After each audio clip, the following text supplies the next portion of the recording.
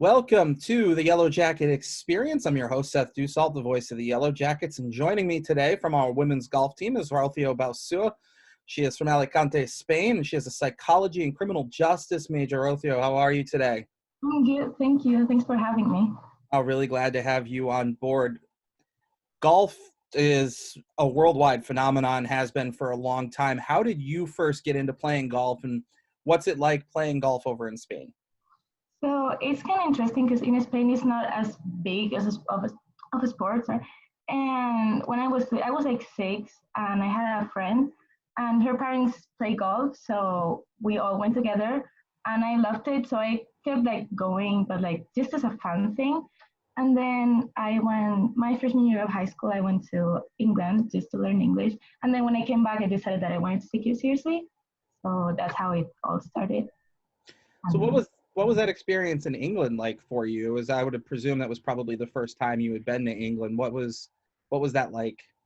It was very educative, and it was very interesting. I loved it.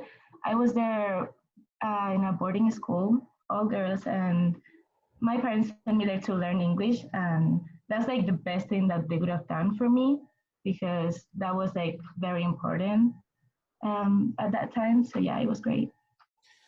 Now, were you into any other sports besides golf when you were growing up? I would presume you probably did a lot of different things. Um, Not really. I used to play tennis a lot. Like I really liked it, and then it got to a point that I just had to choose between golf and tennis, and yeah, I stayed with golf. So yeah.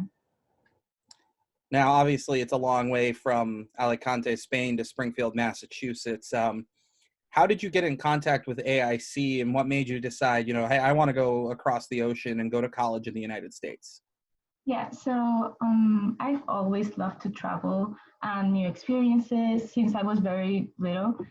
And the States was just something that was like always like in the back of my mind, just like wanting to go there. I don't know. And I just had a talk with my parents and we decided that I wanted to come here for college. And yeah, so we hired an agency over there just to keep in contact, like send emails to like different schools here, and AIC contact like got in contact with them back. And I had like another couple options, but academically, I really like this school, and it's a small school, so I really like that too. And also the fact that it was a small like golf team, like the women's golf, I was gonna be the second one, so I was always going to play, and I really like that. So yeah, that's how I chose it. So what does it mean to you? I mean, obviously the opportunity to play, but what does it mean to you to be one of the first couple of members in the history of the program here at AIC on the women's golf team to help build a program from the ground up? Yeah, so it's an honor, first of all, because and also my teammate Paulette, she's also like my best friend. Like we're roommates, and we do everything together. Like it's so easy for us, and we feel like just as like being in, like the women's golf team, like that can open like more doors to other girls that want to play golf like here. So yeah, I really love it. That actually segues right into the next thing I was going to ask, which was how has your relationship with Paulette been, and how has it helped you to have somebody else who's coming to the United States from another country help you adjust? And then obviously your experience going to England probably helped you adjust to being in another country as well, I would assume. So she was one of the first people that I met here at AIC. We were roommates freshman year, and we've been like roommates through like all like the rest of the years. And she's helped me so much with like everything adjusting. Like we met like friends, like our group of friends, like as like the same one. So yeah, we do most of like everything together, and yeah, that's great. Competing together too. Last season, the New England Championships, you two finished first and second. What was that like to be there at the end and having finished 1 and 2 in all of New England? It was very exciting. The first day, we played like just like right beside, like next to each other, and it was great just seeing like how good she was doing and like that I was like doing good too. And then the second day I played, we were like against another girl from another school that I can remember. And I played with her. So, and she was playing in another like group. So it was very interesting to see like how like we were all like nervous to see how we were going to finish. And then the fact that she finished first and I finished second, like that was amazing. Like it was a great experience. It's got to be incredible to have that kind of a team accomplishment to finish 1 and 2 like that as well. Speaking of team, men's and women's golf share coaching staff here at AIC. Obviously, with the women's team being such a young program, which means you practice with those golfers. You play sometimes with them, the same tournaments, things like that. What has it been like working with the men's golf team, and kind of how has that helped you become a better golfer? It's amazing. I love practicing, like working with them. They push me to do better. Like they're competitive, and like I'm competitive too. So I love seeing like how good they do because like they're all very good. So I can like type push myself to work better and like practice more. And like we go with them all the time. And yeah, they're amazing, all of them. Now, this year has obviously been really, really different with the pandemic. We didn't get to have a fall season the way we normally would. The NE10 has moved championships to the spring, assuming that actually happens, and I think we're all pretty hopeful for golf that it will. Do you have any particular goals or things that you've worked on that you want to try to improve this year compared to last year? The thing that I've been like practicing like more is short game, chipping and putting. That's the thing that I always like. You can like never be too good at it. Yeah, so I'm focusing in that more. And yeah, I just want to have like a good season. Hopefully, we can play. Like the weather is good, and yeah, just like keep working, do the best that I can. One person that's been a big constant for our women's golf team, and for the men too, because as we said, they coach both squads, is Susan Titel, who's the assistant coach. She's worked with you for most of, if not all of your career. What have you gained from working with her, both on the golf course and off of it?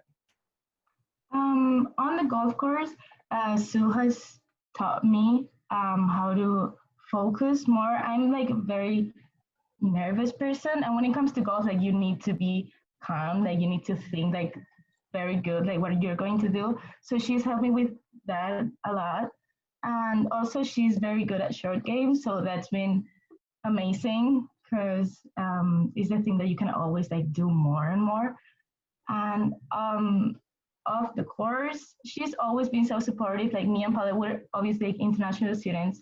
So there's some things that we needed help with. She's always been there for us. And yeah, we're all of us, we're very thankful for her. She took us to Florida too by herself, which was amazing. I could certainly use her help with the patience on the course. I'm awful at golf because I have no patience. So I'm sure she could make me a better golfer pretty quickly. Let's switch gears a little bit. Let's talk about your academics, especially because you mentioned that it was important to you to get into a good school. You are a psychology and criminal justice major. What kind of career goals do you have in mind with a double major like that? Um, I've always been very interested in criminal justice, but also psychology. So when I chose to do both majors, I had in mind maybe a forensic psychology career after I'm done with it and just like pursue that. But I've also like now that I'm in psychology, I'm like very interested in it. So I might do clinical psychology only. I don't know.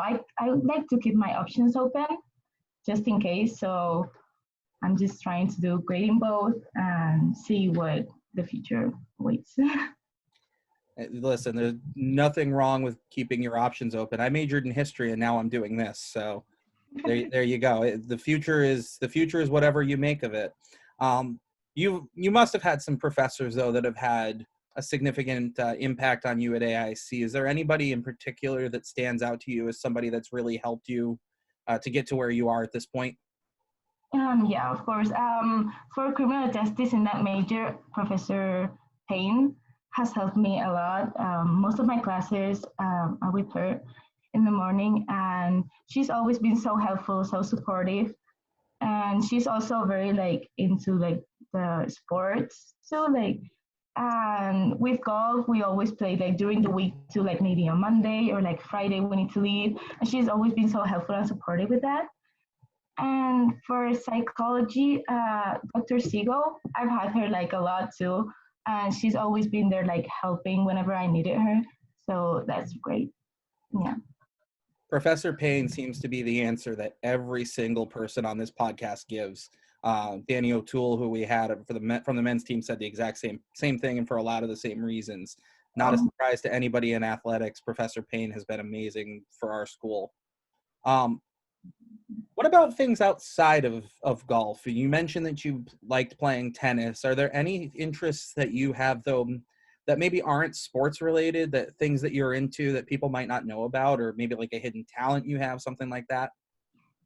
Well, hidden talent, I don't know about that. I'm always been like pretty normal, but I love walking. It's very weird, but if I could just go outside and like walk by myself listening to music, I love listening to music. So that's something that I could do anytime, any day, just like whatever the weather is, just go outside and like walk until I get tired of it. Yeah.